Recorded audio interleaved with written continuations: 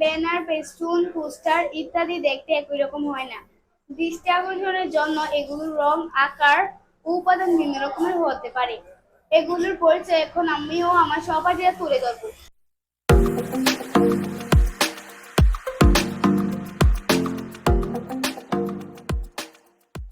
আসসালামু আলাইকুম, আমার নাম সিদ্দি আক্তার, সপ্তম শ্রেণীর একজন ছাত্রী।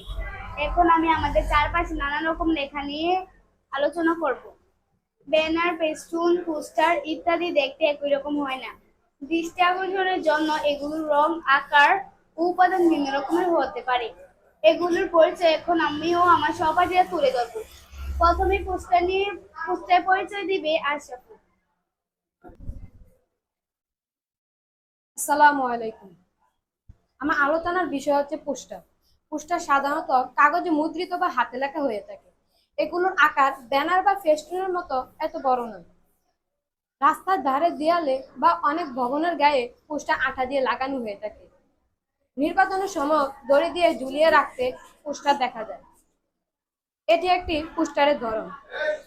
এখানে বিজ্ঞান মেলা প্রচারণার জন্য এই পোস্টারটি লেখা হয়েছে। পোস্টার সাধারণত এরকম হয়ে থাকে। ধন্যবাদ সবাইকে। এখন প্লেকার্ডের পরিচয় দিবে শিথিল। আমি এখন প্লে কার্ড নিয়ে আলোচনা করব। প্লে কার্ড শক্ত কাগজে, ধাতব পাতে, কাঠে, কাপড়ে কিংবা কাপড়ের মতো প্লাস্টিক পর্দায় বক্তব্য লিখে প্লে কার্ড তৈরি করা হয়। প্লে কার্ড উঁচু করে ধরার জন্য একটি হাতল থাকে। মিছিলে কিংবা শোভাযাত্রায় অংশকারীদের বেশিরভাগ প্লে কার্ড বহন করতে দেখা যায়। দাবি তুলে ধরা কিংবা তথ্য জানানোর কাজে বেশিরভাগ প্লে কার্ড ব্যবহৃত হয়। এটি একটি প্লে কার্ডের ধরন।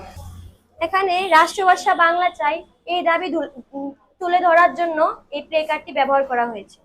ধন্যবাদ সবাইকে। এখন নোটিশ নিয়ে আলোচনা করবে আয়েশা। আসসালামু আলাইকুম। স্কুল, কলেজ বা অফিস আদালতের শিক্ষার্থী বা সাধারণ মানুষকে তথ্য জানানোর কাজে নোটিশ তৈরি করা হয়। নোটিশ সাধারণত কোনো কিছু মান্য করা বা পালন করার নির্দেশ থাকে। সাধারণত নোটিশ হাতের লেখা বা মুদ্রিত হয়ে থাকে। যেখানে নোটিশ টাঙানো থাকে তার নাম নোটিশ বোর্ড।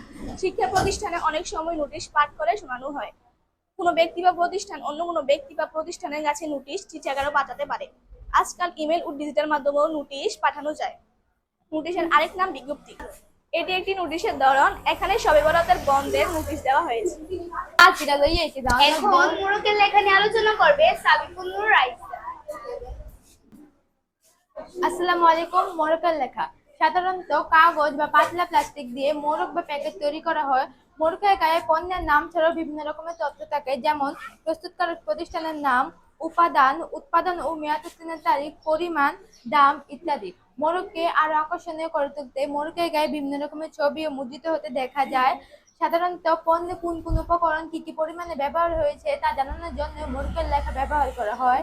বিভিন্ন দোকানে, বাজারে কিংবা অনলাইনে প্রতিনিয়তই আমরা মোড়কের লেখা দেখতে পাই। সবাইকে ধন্যবাদ। এখন আমন্ত্রণপত্র নিয়ে আলোচনা করবে রাবেয়া। আসসালামু আলাইকুম। আমন্ত্রণ পত্র অনুষ্ঠানে উৎসবে অংশগ্রহণের জন্য আমন্ত্রণ জানিয়ে যে পত্র লেখা হয় তাকে আমন্ত্রণ পত্র বলে। আমন্ত্রণ পত্র সাধারণত খামে ভরে পাঠানো হয়। এটি হাতে লেখা হতে পারে, ছাপানো হতে পারে কিংবা ডিজিটাল মাধ্যমেও তৈরি করা হতে পারে। আমন্ত্রণ পত্রে অনুষ্ঠানে বিবরণ থাকে, অনুষ্ঠানে অংশগ্রহণকারী গুরুত্বপূর্ণ ব্যক্তির নাম থাকে, এমনকি কবে, কোথায়, কখন অনুষ্ঠানটি হতে যাচ্ছে সেসব তথ্য জানা যায়। এটি একটি আমন্ত্রণ পত্রের ধরন। এখানে ক্রিয়েটিভ একাডেমির পক্ষ থেকে দশম শ্রেণীর সকল ছাত্রছাত্রীদের বিদায় সম্বোধন অনুষ্ঠানে আমন্ত্রণ জানানো হয়েছে। ধন্যবাদ। এখন লিফলেট নিয়ে আলোচনা করবে লামিয়া। আসসালামু আলাইকুম। আমার আলোচনার বিষয় হচ্ছে লিফলেট। লিফলেট সাধারণত ছোট কাগজে মুদ্রিত থাকে। তথ্য ও পণ্যের প্রচারের জন্য লিফলেট তৈরি হয়। লিফলেট সাধারণত এরকম হয়ে থাকে, স্কুল, কলেজ, হাট বাজারের সামনে এগুলো দেখা যায়। ব্যস্ত এলাকায় এবং অনেককে এগুলো লিফলেট বিলি করতে দেখা যায়। আজকে আমার আলোচনার বিশেষ হয়েছে। এখানে আমিও আমাদের সহপাঠীদের চারপাশে নানা রকম লেখা নিয়ে আলোচনা শেষ হলো। সবাইকে ধন্যবাদ।